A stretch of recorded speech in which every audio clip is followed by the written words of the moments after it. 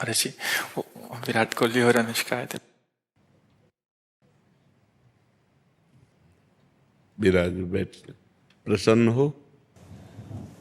जी अभी ठीक। हाँ नहीं, ठीक ही रहना चाहिए।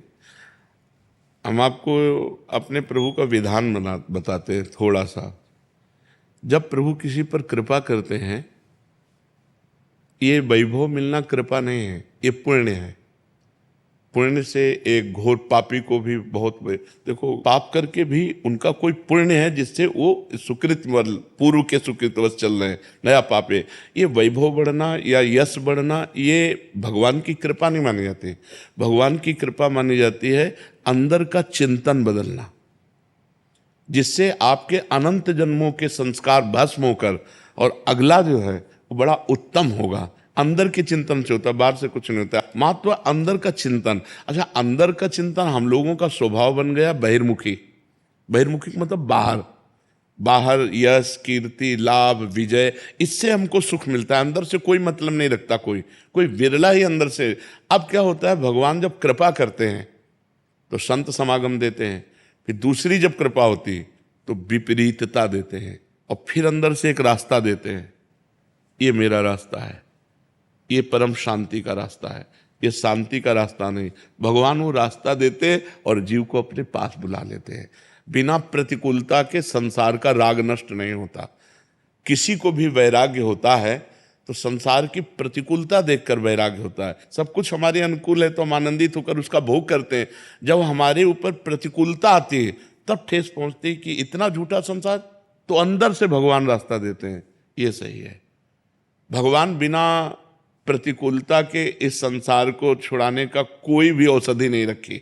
आज तक जितने बड़े महापुरुष हुए हैं, जिनका जीवन बदला है, उनको प्रतिकूलता का दर्शन करके बदला है। तो कभी प्रतिकूलता आए तो उस समय आनंदित हो कि मेरे ऊपर अब भगवान की कृपा हो रही है, कि मुझे सतमार्ग में चलने की प्रेरणा मिल रही है। अगर सतमार्ग छूटा हो, ये सब तो एक सेकंड के लिए आप विचार कीजिए। अब अपना सुधार कर लो, अपने जीवन को सत्य में ले आओ, तो अगला जो होगा वो बहुत जोर का होगा। चाहे जन्म हो तो श्रीवान कुलवान धनवान वैभव संपन्न ऐसे, और भक्ति की अनुकूलता, भक्ति की अनुकूलता। खास बात श्रीवान धनवान कुलवान नहीं, खास बात भक्ति की अनुकूलता। अगर इस जन्म में भगवत प्राप्ति नहीं हुई तो भगवान श्री कृष्ण ने गीता में कहा है कि मेरे भक्त का नाश नहीं होता। मैं कुलवान धनवान श्रीवानों के कुल में जन्म देता हूं और फिर पुनः भक्ति का माहौल देता हूं, और पूर्व का जो भजन छूटा हुआ हो वहीं से उसको। अब बिल्कुल ऐसे ही रहो जैसे रह रहे हो, बिल्कुल संसारिक बन करके रहो, लेकिन अंदर का चिंतन आपका बदल जाए। अंदर के चिंतन में आपकी यश की भावना न रह जाए, अंदर के चिंतन में आपको धन बढ़ाने की भावना न रह जाए। अंदर का चिंतन हो जाए, प्रभु बहुत जन्म व्यतीत हो गए, अब एक बार आपसे मिलना चाहती हूँ, एक बार आपसे मिलना चाहते हैं प्रभु, मुझे आप चाहिए, अब संसार नहीं। तो बात बन जाएगी, तो बात बन जाएगी। तो इसलिए आनंद पूर्वक भगवान का नाम जप करो, बिल्कुल चिंता मत करो। बाबा, क्या नाम जप से हो जाएगा पूरा?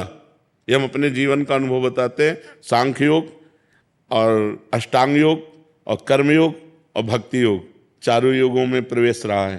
पहले हम सन्यासी रहे हैं 20 वर्ष सन्यासी रहे काशी विश्वनाथ जी। तो हम सांख्य योग, अष्टांग योग, जो अष्टांग योग है ना, अष्टांग योग कर्म योग, इन तीनों को अच्छी प्रकार जान करके और फिर भक्ति योग में आए हैं। स्वयं भगवान शंकर से बढ़कर कोई ज्ञानी तो नहीं ना, सनकादि से बढ़कर कोई ज्ञानी नहीं। वो हरिश शरणम सनकादि हर समय जपते रहते हैं। भगवान शिव राम राम राम राम राम राम जपते रहते हैं। हम वृंदावनवासी प्रिया प्रीतम के उपासी, तो जो राम में राह है वही राह है, जो धा है ये रस देने वाली वस्तु है। तो हम राधा राधा राधा राधा, मतलब आप ये समझो कि हमारी इतनी तार्किक बुद्धि रही, हमारी श्रद्धालु बुद्धि नहीं रही।